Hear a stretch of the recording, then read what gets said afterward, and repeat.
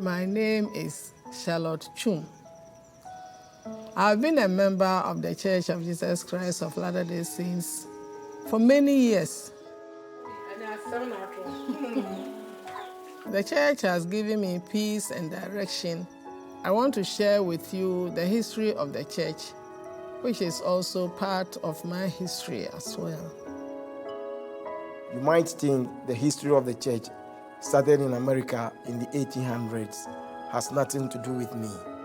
But in fact, it is an important part of my life, and now a part of my history. I want to share the history of the church with you.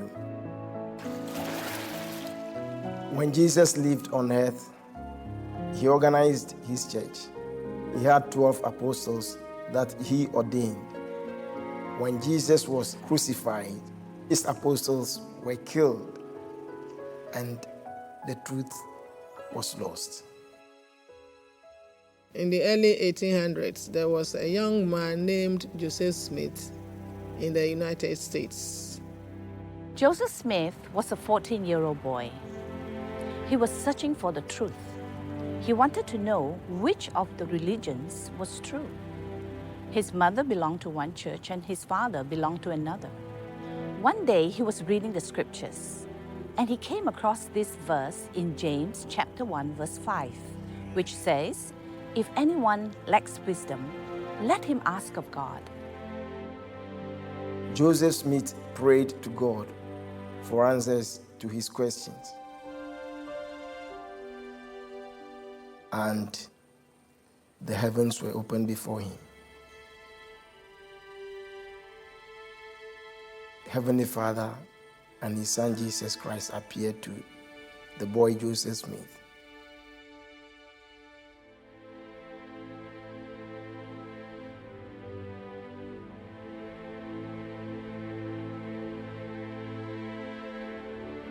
Three years later, Joseph was visited by a messenger from heaven. He told Joseph about a record written on golden plates. A record written by ancient prophets who lived in the Americas long ago. Eventually, Joseph was given the power to translate these records into English. Soon, the record was translated and published as the Book of Mormon, another testament of Jesus Christ. While he was translating the plates, Joseph and his companion Oliver Cowdery prayed to God about baptism. As an answer to their prayer, John the Baptist appeared and gave them the authority to baptize in God's name.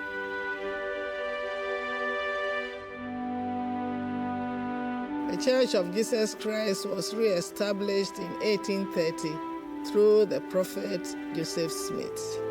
It was called the Church of Jesus Christ of Latter-day Saints.